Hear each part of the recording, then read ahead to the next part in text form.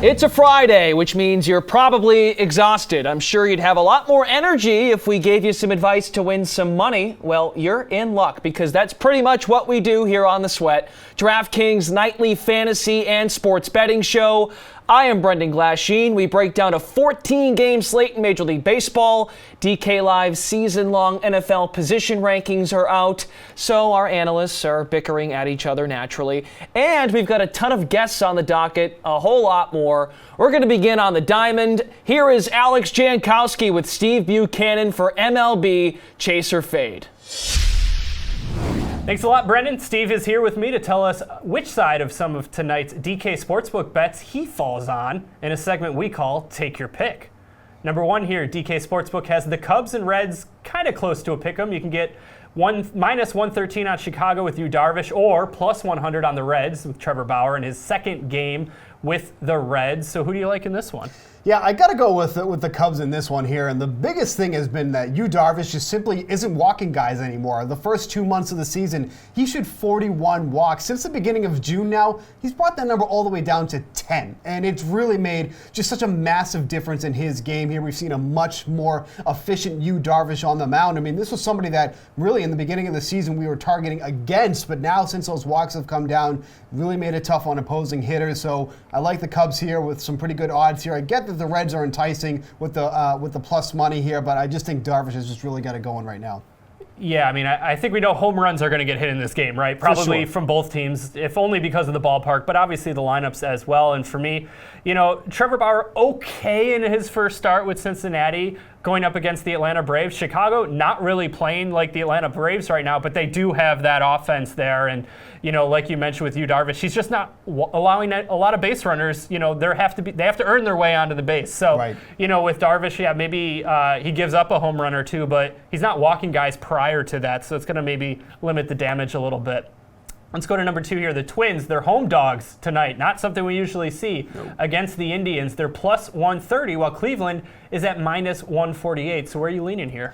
This is a really, really tough one because we've seen just an amazing turn for Shane Bieber. I mean, last season, this was somebody you would target against with left-handed bats. He's straightened that out a lot. And we've already seen him go against the Twins numerous times already this season. He's gone 15 and a third innings, allowing just 6 earned runs, 12 hits, 18 strikeouts. But in the same breath here, it's so rare that we get the Twins at plus money. This is one of the best offenses in the league. They're averaging over 5.5 runs per game when they're at Target Field. So I think just getting the plus money on the Twins, which is a rare feat in itself. So I think I'm going to side with the Twins in this one, but this is going to be a really, really close game, I think. See, I'm taking the Indians here. I like Bieber. Yeah. I also don't like the fact Nelson Cruz, you know, is out. He's got that bum wrist, and the Twins have no reason to try and rush him back, especially when you figure that wrist has hurt him earlier in the year as well. So they're going to definitely take their time with him. Takes a little bit of a pop out of the lineup. I know he wasn't a lefty, so he wasn't, you know, necessarily in a great spot against Bieber, but even still, you know, anytime you lose your top power bat, it's not a great thing. So I'll go with the Indians here to get the weekend off on the right foot. Taking a look at some of the pitchers tonight, you got Marcus Stroman beginning his second start on the mound for the Mets. Didn't get the W in his first appearance, but has another chance at that tonight. The team also riding a 6-game win streak. Only problem? You got to face the Nationals and Steven Strasburg. Now, you can bet on if either of these pitchers will get the win, not just their team win. These pitchers earn a win. Plus 210 for Stroman, plus 145 for Strasburg. So do you like Stroman more because of those odds? Yeah, I mean, obviously the odds are much better. You're getting some really good return on investment on your money here. And we just saw Strasburg get lit up in his last start. He was pitching out of his mind prior to that start against the Diamondbacks. And we were waiting for that regression to come because we know how good he is, but it was just way, way beyond just how we've seen him in the past year. So I don't mind this spot for Stroman. Both sides don't have good bullpens, so that's what is really going to make the difference here. The Mets bullpen has struggled. The Nationals bullpen has certainly struggled here as well. So there is some concern with either of these guys getting a win because we don't know what these bullpens are going to do. So hoping we can get Stroman, you know, at least 6 innings in this game because, quite frankly, the Nationals are not a strong team against righties. They're much better against lefties. They only have a 96 WRC plus on the year against righties. So I'm going to lean with Stroman here, but again, this is a dicey one just because of the bullpens on both sides of these teams. Yeah, I mean, I think all things being equal, if you're going to look at the bullpens in that regard, then you go with the guy who has the better odds, Sure. right?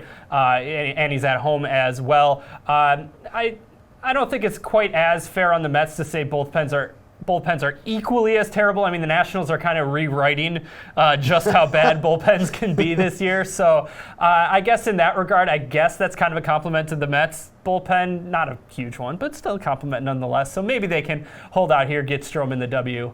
All right, now the odds makers must love Mike Trout's chances to homer at Fenway tonight, something he's never done in his career. So I guess he's due. They have him at the second best odds of any player in all of baseball to go deep tonight, plus 200. But if you're feeling like that's not enough juice, give me the juice. You can take a Trout homer and an Angels win for plus 500. Which one of those do you feel better about tonight? I don't have any data to back this up, but I feel like plus 200 for a home run from Trout is pretty damn good odds here, because this is somebody who is a 30-plus home run matcher each and every season. The only concern I do have here is that the majority of his power comes against right-handed pitching. He's facing Brian Johnson from the Red Sox tonight, who is a lefty. The guy's a gas can, the home runs will be hit in this game here. So the only thing I do have concern with is that this is one of the highest projected totals of the game. This really can go either way, because the Red Sox have over a 6.5 projection against Jamie Barria, who's, not exactly a good pitcher himself. So I'm going to take the 200 for the home run here. I'm not sure the Angels can win this game, but I think home runs are definitely going to be a factor in this one, and who better than Mike Trout? Yeah, well, pitchers actually have to throw him the ball this year, which has never always been the case. He always has had the power, but he's never really had to showcase it, because he's always content to just take walks, which is infuriating from a fantasy standpoint. That's not the case this year. He's hitting them, He's up there at the top of the league in terms of home runs. So I'm with you on that. I think, you take the 200 now, and then, maybe it's a good live betting scenario, seeing how the first couple innings play out. And maybe you'll get some better odds on the team who's behind, because like you said, runs are going to be scored by both teams in this matchup. And again, another bullpen, don't have a lot of faith in there in Boston.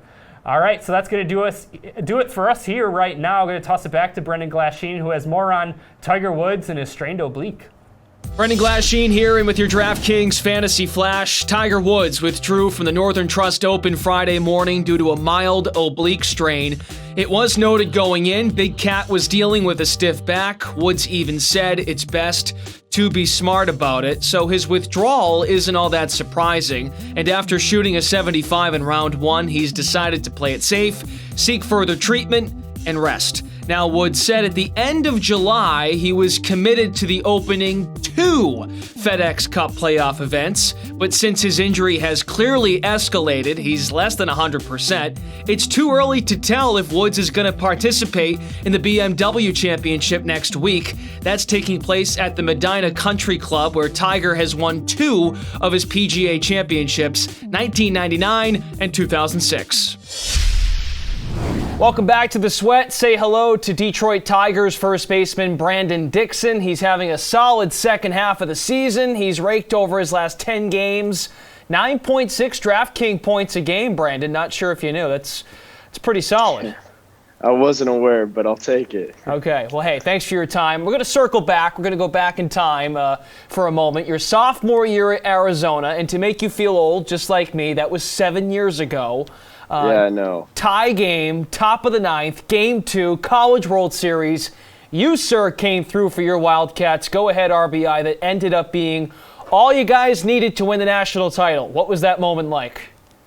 Oh man, I can't really describe that moment. That was just a special time in my life. I had a bunch of family and stuff in the stands, and to come through in a big moment like that, and end up winning it all, that was awesome. Yeah, that following offseason, you had LASIK eye surgery. I mean, how in the world do you adjust to playing baseball after surgery? How different is it? I mean, it's crazy. Like, at this point, I kind of forget that I ever wore contacts. So, like, I don't know. I wake up and, my vision's perfect now. And, it's a huge difference coming from where I was wearing contacts and I'd have to switch them in between games and stuff like that. And it was kind of a hassle for me. So I just never really had any luck with the contacts. They never really worked for me. Something's working now. As we mentioned from the top, you've been on a roll since the All-Star break.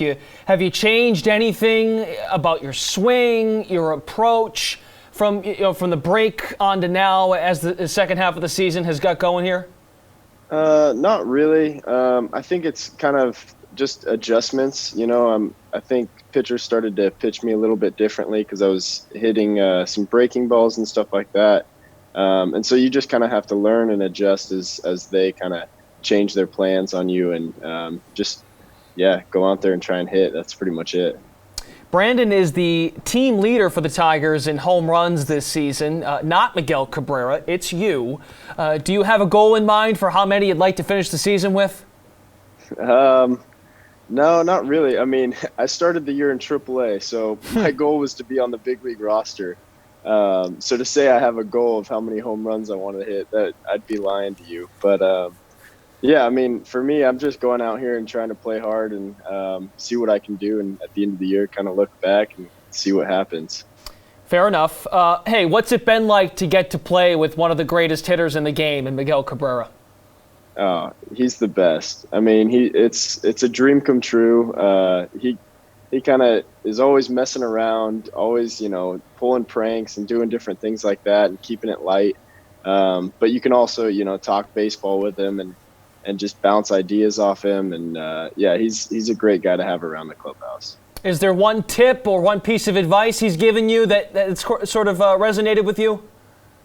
I mean, I think just watching him play has been the biggest thing. So, I mean, he's a guy who can strike out and then come in the dugout and he'll make a joke about it. And, just having that, personality and taking the game and treating it like it is, a game and just having fun with it. I feel like that attitude has taught me a ton. The Tigers are your second MLB team. You wore number 4 when you were with the Reds last year. Now you're wearing number 12. Why did you make the change? It wasn't really up to me. It was just I showed up in spring training and number 12 was in my locker. Kind of the same thing with number 4. I didn't even pick that one either. So both numbers have been picked for me, and I mean, lucky enough they haven't been 82 or anything like that. They're pretty solid numbers, so I'll take them. Yeah, it's kind of a big deal, I guess, in football, right? You had a kicker number, and now you have a quarterback number. Yeah, exactly. So if you put it in those terms, it's an upgrade. I would think. We'll get to fantasy in a little bit. The jerseys for Players Weekend are out. And I want to start with your name. You went with Bandit. I did some homework on this. There is a funny story behind this. Can you tell the people how the nickname Bandit came about, please? Yeah. So our bench coach, he has a pretty deep Southern accent, and some of the times you don't know what he's saying. And so me and John Hicks were on the bench, and he called down and said, "Hey, Dixon," and said it with a Southern accent, and we both looked because his name's Hicks, and people call me Dix or Dixon. And so we're both looking, and he's like, "Hey, you got to get loose." And we're like, "All right, is he talking to me, you, what?" And he goes, "Hey, Dixon." And we still are we don't know who you're talking to. And finally he goes, "Brandon." But he said it like Bandit. And Hicks was like, "Dang, how did you get such a cool nickname already? You've only been on the team for a month and you already got Bandit as a nickname? How did that happen?" And so from then on, they just started calling me Bandit. And you put it on your jersey for the upcoming weekend. Yeah. That is good stuff. Well, outside of yourself, which of your teammates do you think has the best nickname? Honestly, I haven't really looked at a lot of them. I mean, obviously you got Miggy, which, I mean, everyone, That's a household name. He's known around the league as Miggy. I think Hicks is Jazz. That's a good one. Apparently, growing up, he always was dancing and stuff, so his family called him Jazz. So that's a pretty funny story, so I'll go with that one. Okay. I was going to look up some, but you already made your choice. Moving on. We stalked your social media, in case this interview wasn't creeping you out enough already. We saw that you and a few of your teammates got to meet some of the actors from the show The Office. Who is your favorite character that you got to meet? Ooh, I mean, I enjoyed both of them. So we met Stanley from The Office, and then we also met Kevin. And I mean, we got to hang out with Kevin a little bit more And it was funny just to see him like as a normal person and not playing the character. And he talks totally normal. He doesn't talk like super slow or anything. And it's really funny to see him like not as Kevin, but you still recognize him as that character. So I enjoyed that. That was fun. Hey, Taryn and Azak here with your DraftKings Fantasy Flash. It was a tough start to the preseason for the Detroit Lions. They were blown out by the Patriots on their home field 31-3 and have reportedly lost wide receiver Jermaine Kearse for the season. According to NFL Network, Kearse suffered a broken leg along with additional damage to his ankle in last night's game. The 29-year-old's first season in Detroit is likely over after playing less than 2.5 minutes. The former Jets wide receiver signed with the Lions this offseason to provide the team with some veteran depth. He set career highs in 2017 in New York with 65 catches and 810 yards while hauling in 5 touchdowns. Last season, however, he regressed, grabbing only 37 passes for 371 yards and a touchdown. The Lions' depth at receiver is pretty fragile now. Kenny Golladay, Marvin Jones Jr., and Danny Amendola all have their own injury histories, and Detroit could be searching to add another piece sooner rather than later. Ouch. Thank you, Terrellin. The DK Live team has released its NFL position rankings for the 2019 season. Find out why Bukes and Reed have differing opinions on Travis Kelce. To Emerson we go. So let's punch up the top 10 here. Gentlemen, you see the usual suspects in the top 3. Hunter Henry there at 5, maybe a comeback player of the year candidate after that ACL injury, essentially holding him out for the entire year. We'll also see Jared Cook in a new uniform, catching touchdowns now from Drew Brees, a slight upgrade from Derek Carr. Wow. Yeah, no, there's no debating that. Gentlemen, we need to talk, though. Steve, let's start with you. You disagree with Kelce being number 1 here, so why is that, and who do you think actually deserves the top spot?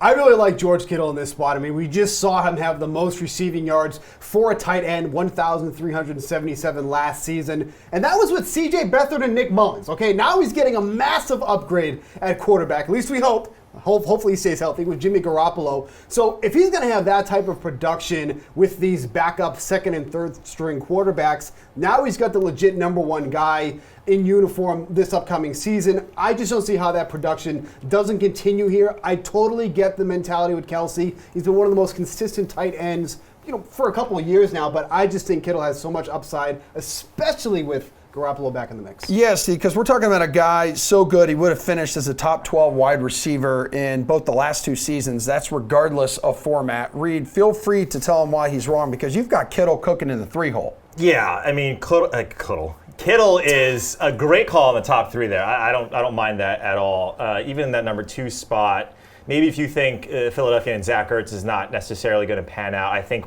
with Wentz coming back, that he goes in that 2 spot. But look, it's going to be Travis Kelce. I get where you get Kittle, but where he underwhelmed last year is in the scoring department. And now when you get every single person on San Francisco back healthy, you have a stable of running backs. You got Shanahan potentially using one of those guys like Tevin Coleman. You have Marquise Goodwin, I think that we're all sleeping on a little bit. Dante Pettis. You have so many guys coming back into that fold. I think that's where I get a little scared with Kittle at number 1. The target share is there, but look at Kelce. Kelce, I mean, got the most receptions, targets. He collapsed this entire position by so many points, and he had 26% of that target share in Kansas City. If you look at that position last season, it was a barren wasteland. If you look at tight ends 5 through 7 and then go all the way to tight end 10 through 12 last season, there's not a big differential in terms of points scored. So getting that week over week with Kelce is an absolute smash spot. Yeah, and an explosive offense like that. But with Kittle, you mentioned it. I mean, only 5 touchdowns last year.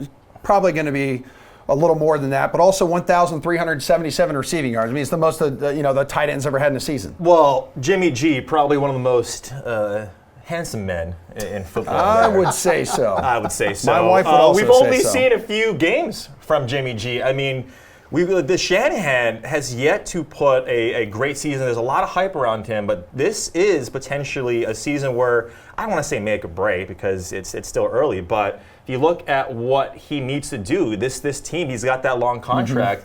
They need to perform, and so he needs Jimmy G to be there. That's why I say maybe Kittle can get for that 2 spot, but it's going to be Kelsey for me. All right, well, Fowler, you love to stand out on and off camera. Love the glasses today, by the way. You have Delaney Walker in your top 10. This guy didn't make the list of any of the other panelists, so how confident are you he's going to bounce back here after he went down in week 1 last season with that ankle injury? Well, he's older. He's an old guy. Yeah, I think he's like 35. Yeah, he's old. But that's me. That'd be like me playing tight end for the Titans. You could. Yeah, you could. But just look at this tight end, just this swath of players at tight end. Like we mentioned, tight end is a tough position to really hammer down. And if you look in his seasons that he was healthy, he led this team in targets, not just on the team.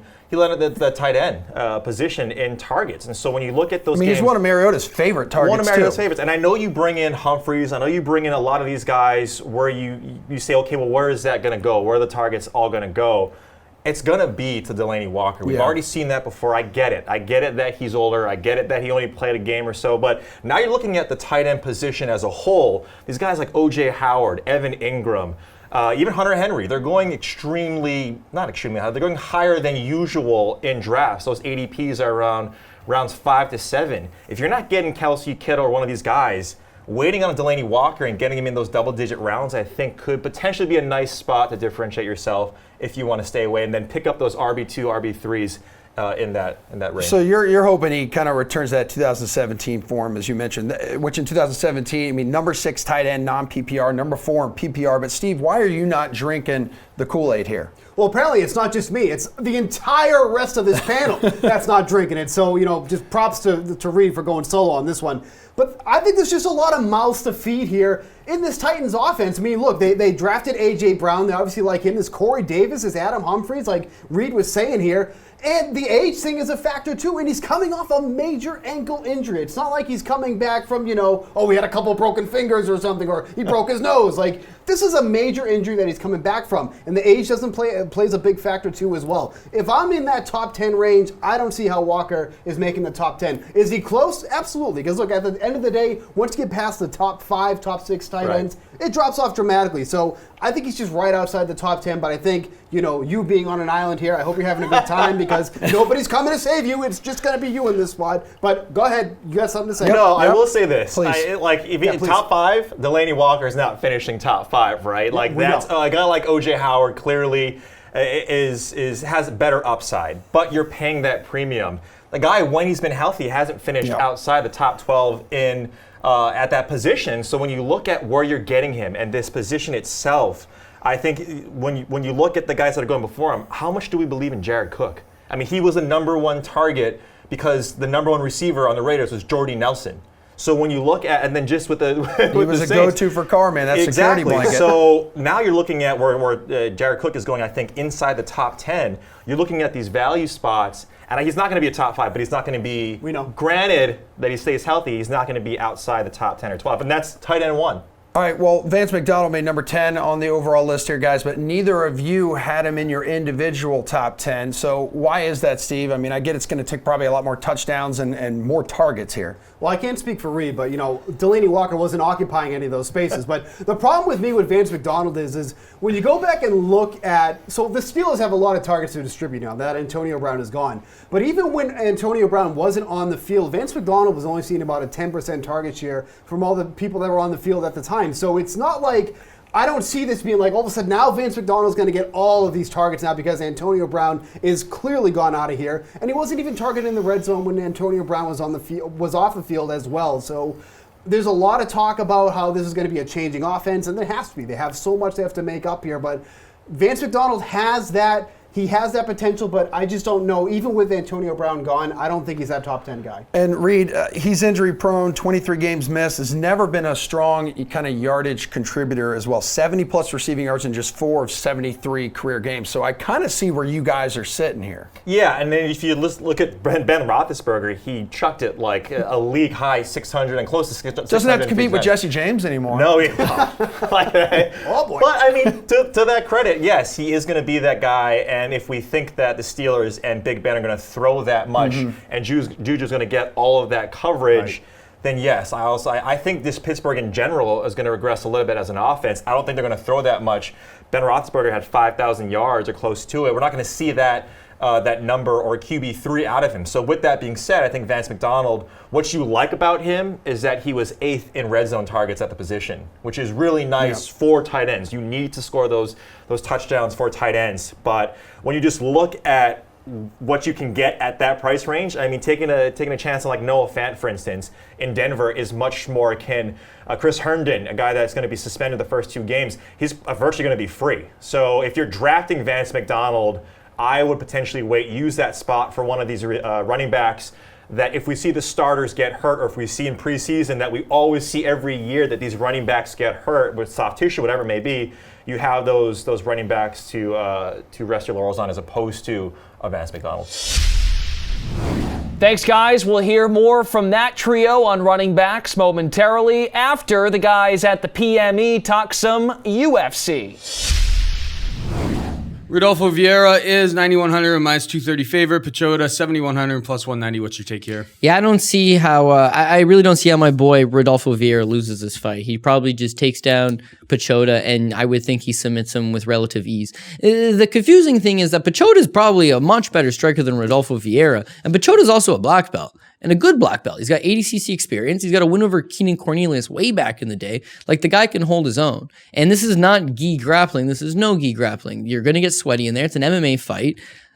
Who's to say Pachota's defense isn't good enough to just allow him to survive? And then if he can extend this fight into some later rounds, he's got a superior striking skill set, beat Rodolfo Vieira. But Rodolfo Vieira is a special kind of animal. Like, it's going to take a top-level athlete. It's going to take a top 15 contender at the very least to beat him, and Pachota's exactly not that. And then Pachota just got submitted by Gerald Mearshart, who's a black belt. But Mearshart should not have caught him, and he did. And Rodolfo Vieira should turn this guy into an absolute pretzel. The pricing at $230 is, I think, very, very, very generous. And $9,100, I mean, hey, we expect this guy to go get that submission, for sure. I was very confident in Kron Gracie over Bruce Leroy when he made his debut. And the whole thought here is Bruce Leroy's got a history of getting caught with the rear naked choke. Kron's got a history of getting on people's backs. He's going to cruise here. Now, where is Kron's ceiling in the UFC? That I don't know, because there's going to be guys that are going to stuff his takedowns and beat the shit out of him standing. But against a certain level of opponent, he should be fine. I have not been impressed with Pachota in the slightest bit. And we talk about his grappling credentials. Remember his debut against Jonathan Wilson? Like, you're on the ding-a-ling man, Jonathan Wilson, for 15 minutes. You can't submit this guy? Like, it's a fairly close fight with him? I don't know.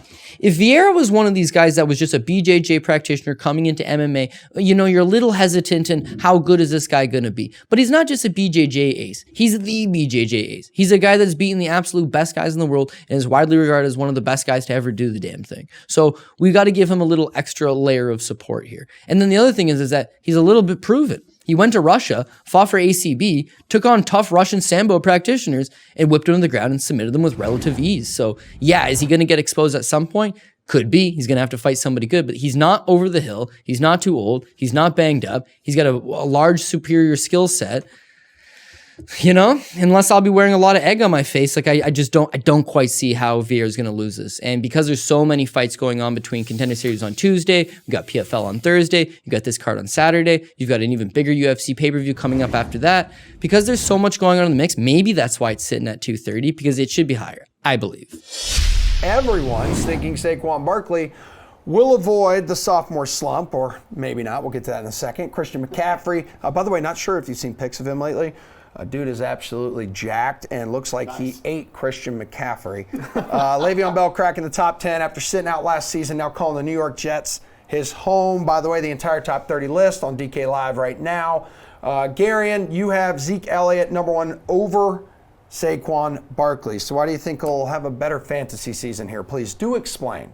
I just think it's about normalization for me. And look, we can make the argument against Barkley, and I'm not going to necessarily. He's my number 2 overall player. I was going to say, we're kind of comparing apples to oranges here. I don't dislike Saquon Barkley when I'm making these points, but I will say the Giants' offensive line is questionable at best. Although they've made upgrades. Sure, they have. Their propensity to score might be questioned this season as well, so maybe we see some touchdown regression from Barkley. But I think it's the opposite point that makes me like Zeke. It's touchdown normalization. I mean, we're talking about someone who last season rushed for over 1,400 yards, led the league in rushing by far, led the league in touches, led the league in carries, and also saw a massive uptick in his targets. I mean, for once, a team was being honest with us. They said preseason he's going to be more involved in the passing game, and we all went, I don't know. And he was. He went from 38 targets only 9 total touchdowns to 95. last 2 seasons. And this is the thing. So maybe he's the running back version of Julio Jones, ironically enough. But I will say, going back since the merger, so 1970, 129 times a running back has run for over 1,400 yards. Only 15 times is that equated to less than 6 touchdowns. Okay. It's just so rare to see a running back gain that many yards and not score more touchdowns than Ezekiel Elliott. Does the Dak Prescott red zone touches thing, does that worry me a little bit? Sure, it does. But if you're giving me the exact same season again from Zeke, I'm guaranteeing he scores 10 touchdowns. Yeah, I mean, he's the most consistent player in fantasy. I mean, he hit 10-plus non-PPR points in 37 of 40 career games. I mean, Steve, that sounds like a pretty good reason to take Zeke over Saquon, but you're not, so why is that? I mean, look, kind of like what Garion said, if you're not getting Zeke but you're getting Barkley, or if you're not getting Barkley but you're getting Zeke, you're okay. Like, you're in a good position. You'll survive. Like, everything will be okay. It's extremely, extremely tight. I mean, you can flip a coin here. I think that either way, you'd be in a good position here. But where Barkley kind of shines for me here is that, and like Gary alluded to it, that the Giants' offensive line wasn't good. And yes, like Emerson said, they did make some upgrades. But at the same time, what he was able to accomplish with that shoddy defense in front of him just goes to show how that overall talent that he possesses. And to me, if those upgrades end up, making them a better offensive line, what is he really capable of at this level? I mean, this is somebody who rushed for 1,300 yards, caught 91 balls, 15 total touchdowns on the ground, through the air. You get a good offensive line in front of him, like, anything is possible with this guy here. So, again, you can't go wrong with either one here, but I just think that Barkley, slight edge over Zeke. So you're not concerned with defenses focusing or honing in on him a little more, especially now that Odell Beckham Jr. is gone? No, and that's definitely a concern. And, I think that's going to be talked about. One of the more prominent storylines, especially when the season's open, is how Barkley is gonna have to deal with that. But again, just the talent level alone. Like, there was many games where Beckham wasn't even on the field because he was injured. So it's not like this isn't a scenario that is unknown. It's not something that we haven't seen before, and Barkley still produced. So I think it's going to be more difficult for him. But once again, that talent is just so far above. I think that the interesting thing with Saquon is you can kind of take one stat and look at it 2 different ways and really take from it what you want, because that's the level of talent that he has. Like, the Giants by adjusted line yards, which is a pretty good metric on how to judge how good an offensive line is, second worst in the NFC. Like, they just don't have a good run-blocking offensive line. They didn't, at the very least, in 2018. Yet they still led the league in open field yardage, which is runs that go over 10 yards. So you can look at that and go, wow, there's no way that sustains. Or you can look at it and say, he's so talented, he overcomes these issues and can do this again. So, yeah, they're 1-2. Like, it's really just hard to split these 2 guys. All right, let's go to a guy who was frustratingly inconsistent for his fantasy owners last year. And, Steve, you have David Johnson ranked way lower than Garion and the overall panel. So why is he only the 9th best back in your eyes? So here's where everybody, I think, is having some issues here, is that we're banking on something to happen that we didn't see from last year. I think his season totally hinges on what he does in the passing game. And now how this offense is going to be running, that's what it's looking towards, that Johnson's going to be so much heavily involved in the passing game. But we haven't seen that consistently. We didn't see it much last year. We saw it the year prior. But he just took such a giant step back for me that, where Garion has him at 5. Yeah. To me, it's like that's also in the same realm as Alvin Kamara, Melvin Gordon, where we see that consistency year in and year out. Kamara especially, like, there's no more Mark Ingram, so he's going to be that workhorse. I mean, Latavius Murray could steal some touchdowns, kind of like Mark Ingram did with Kamara last year, but Kamara's going to be the workhorse here. This isn't like a split between him and Murray. He's the guy. Melvin Gordon, depending on how that situation plays out, he's the guy with the Chargers. So I don't want to go so high. He feels like a high risk, high reward, Steve. It absolutely is. And for that's tough to do in the top 5. Like, for me, like, I get the high risk, high reward, but that's not something I'm looking to take that early. It's interesting, though, because I don't actually think he's got that low a floor. Like, I think last season we saw his floor. Yeah. And I'm not saying you want to take a guy in the first round and be okay with the fact that he was like a top 15, top 12 running back. Yeah, I think he was still kind of like number 10, like, overall, but it was so stinking inconsistent. Like, you hated rostering this guy, like, week in and week out, and then you have a week you're like, okay, good, I'm glad I took him. Yeah. I didn't. No, but look, like he was someone who just through attrition got to be a top 12 running back last season. But if you look, even in standard scoring, and like Steve talked about, such a massive part of David Johnson's game the coming season is going to be if Cliff Kingsbury involves him in the passing game like we know he can be involved. And I do think he will. Yeah, the rival Kingsbury and Kyler Murray, I mean, you weighed that heavily into putting him at 5? Yeah, I think it's and this air raid offense, right, that we keep hearing about? Yep. It's just the fact that it has to get better. Like, it just simply has to get better. Like, standard scoring last season, he had 11 top 25 running back finishes. That was as many as Melvin Gordon and James Conner had. Granted, their finishes probably top 15, top 10s, not so much top 25, but the floor was still there. So I think when you've got someone with such a concrete floor and such a high ceiling, we know what David Johnson can be. And this is an offense that last season, last in points, last in plays per game, last in red zone scoring attempts, just across the board awful. They will get better. He was still decent in that system. He's going to get better. I think he's consistent enough where I still have him as a top 5 back, especially with the Melvin Gordon stuff really kind of throwing a wrench in this whole thing. Yeah, running quarterback could help rejuvenate his rushing average. We will see. But Gary, in the overall panel also has Nick Chubb at number 10, but you have him, down there at 16. So what's your beef with this dude? I just think the fear of the unknown a little bit. I know Steve has him super high. Steve has him very high. I just don't think we can sweep the Kareem Hunt stuff under the rug. Like, he's going to be back for the final 7 weeks of the redraft season. That means the fantasy football playoffs. And generally speaking, I'm someone who looks at football and goes, look, maybe focus on the first couple months of the season because who knows what's going to happen in December and January. But we know he's coming back. So I think there's a lot of fear that goes into that. And look, you know, Steve hates David Johnson, but if we look at PPR scoring from week 7 on, which is the exact moment that Nick Chubb took over as the lead back for the Cleveland Browns, he scored exactly 0.4 of a fantasy point more than David Johnson over the same 11-game span because he's not involved in the passing game. This is a guy who only twice played 70% of his team's snaps. David Johnson didn't play 70% of the Cardinals' snaps twice.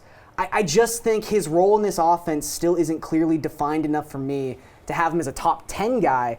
You could argue that maybe I don't have him high enough, like 12 or 13. There's risk involved in drafting this guy. Yeah, I think there's a lot of risk. You're absolutely correct. But, I mean, like, if healthy, I mean, you can expect tremendous production out of him at the same time. I mean, Steve, you have him as your 6th-ranked running back. I mean, why is that? Well, first of all, Gary, I hope you get your David Johnson jersey for the start of the season. That's just clearly I just want him on my team, apparently. We can pull some strings for you here. Here's the thing. Buddy. If everybody is going to be worried about Hunt, who, mind you, is playing no earlier than week 10 against the Bills, okay? So this is almost like a mid-year trade acquisition when it comes to Hunt. We still have a ton of football before them to get Chubb in that starting role and to do what he did last season. Like, this is somebody who legitimately should rush for over 1,000 yards, should have double-digit touchdowns this season.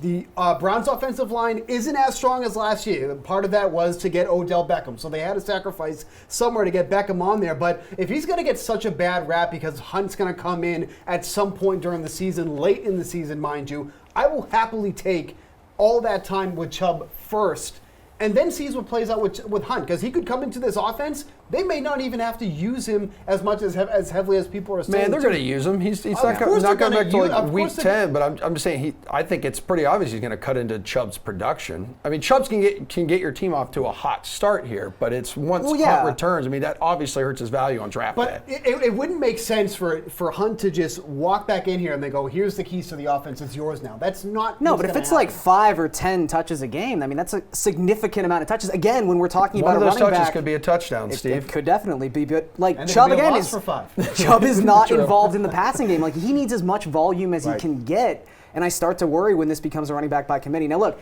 if you're an owner who knows you're super active and you know you're someone who like is really good at figuring out fab bids and doing the waiver wire and stuff, sure, you can probably give yourself that 10-week buffer to say, I will find another running back that I can start if this Chubb thing goes south. Right.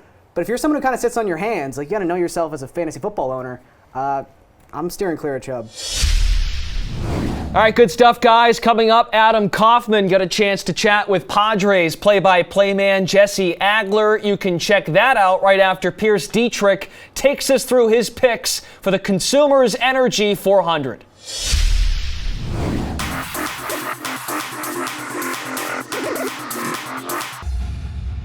Welcome to Price Check. I'm Pierce Dietrich. Let's look at the salaries for Michigan. Whose salary jumped up this week? Alex Bowman. $7,600 up to $9,100. He was chalk last week. Too cheap, poor qualifying spot. Everybody played him, and that means his salary jumps up this week. Joey Logano, $9,100 up to $10,200. Same as Bowman. Too cheap, poor qualifying spot. He wrecked, but first Michigan race, he led nearly every lap. Ryan Blaney, $8,700 up to $9,700. Same as Bowman. Same as Logano. A lot of chalk. No surprise that 25 guys split the GPP last week. They're all too cheap. Now they're all pretty expensive. Whose salary dropped this week? Kurt Busch, $10,000 down to $8,900. In the first Michigan race, he was optimal at a similar price point. Got a top 5. He can get you 5 fast lap points. He can do it again. Clint Boyer, $9,700 down to $8,700. His season has fallen apart since Michigan. Since then, he's finished 34th, 35th, 37th, and 20th twice. Chase Elliott, $10,300 down to $9,400. He's a momentum driver. When he sucks,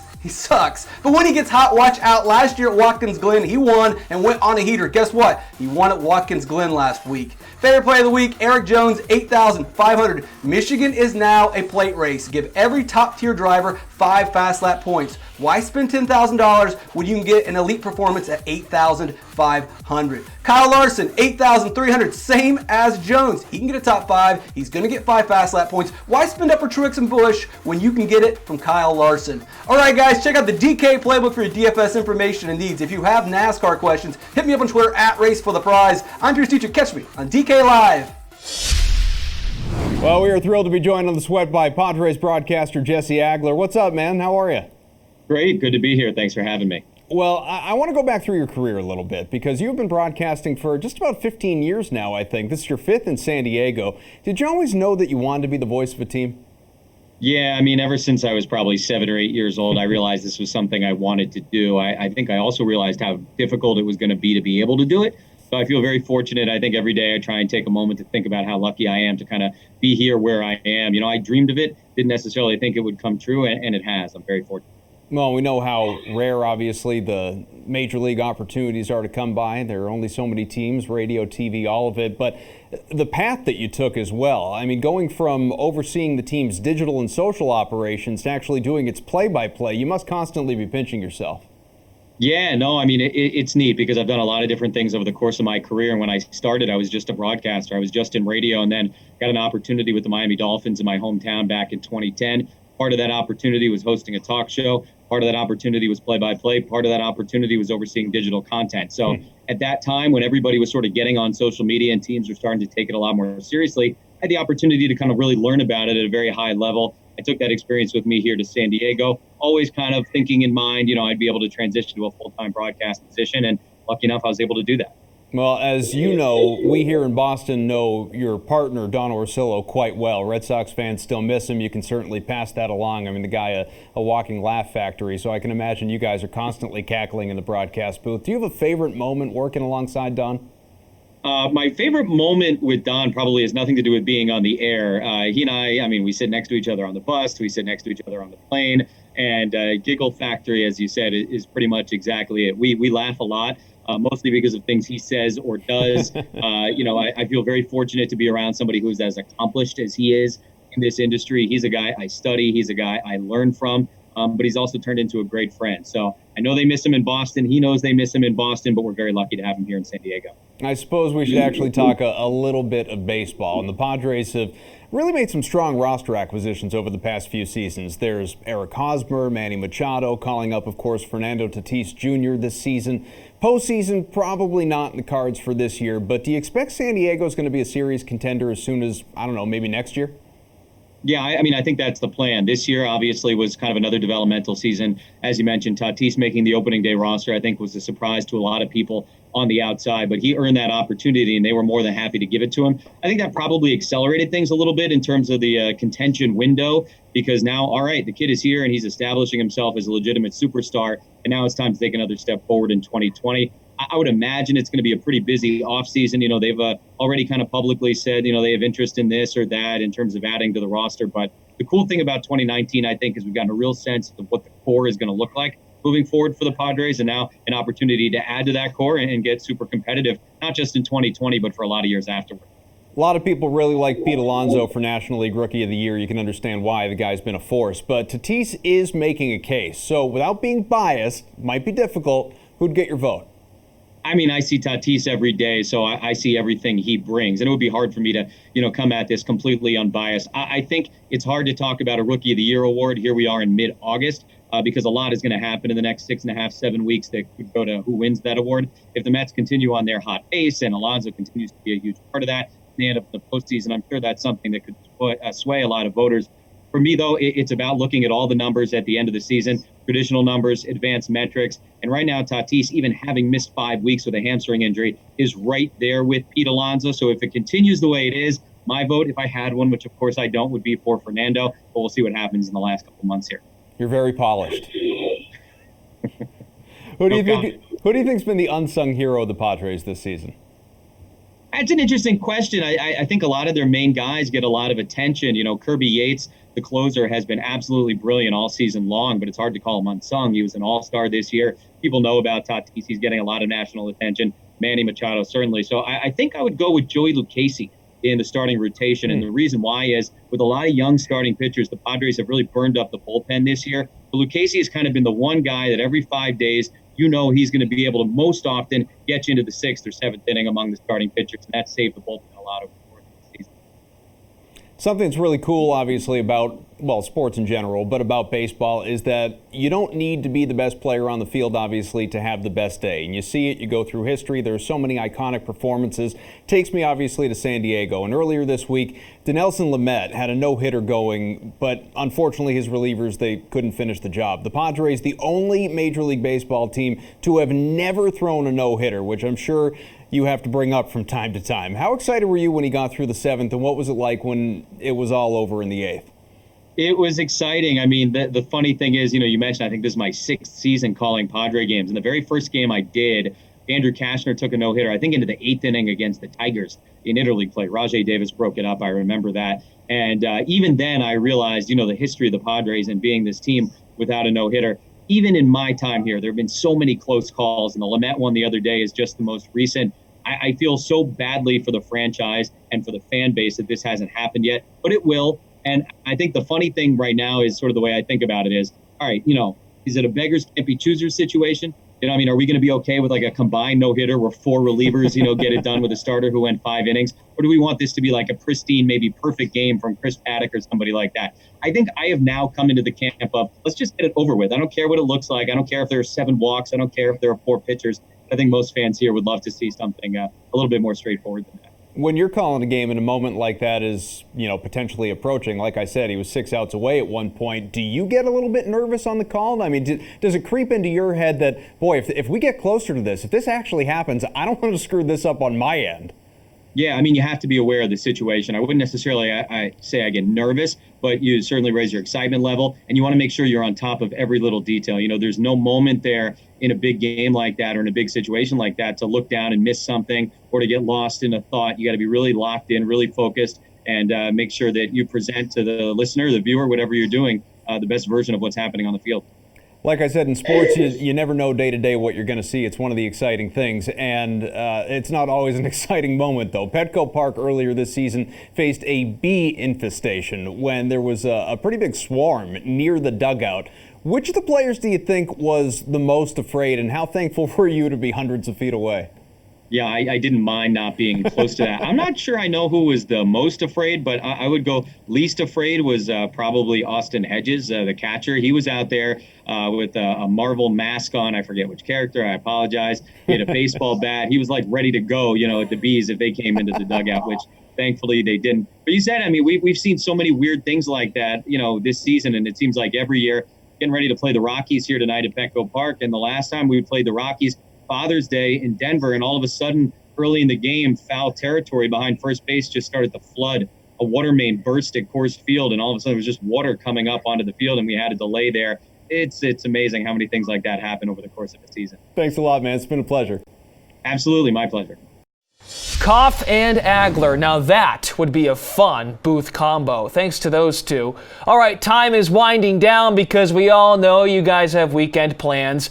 Back over to Alex Jankowski and Steve Buchanan. They're going to crunch some dollar figures using MLB Price Check. Thank you a lot, Mr. Glasheen. Steve, let's dive into tonight's slate, decide if we think these players are priced right.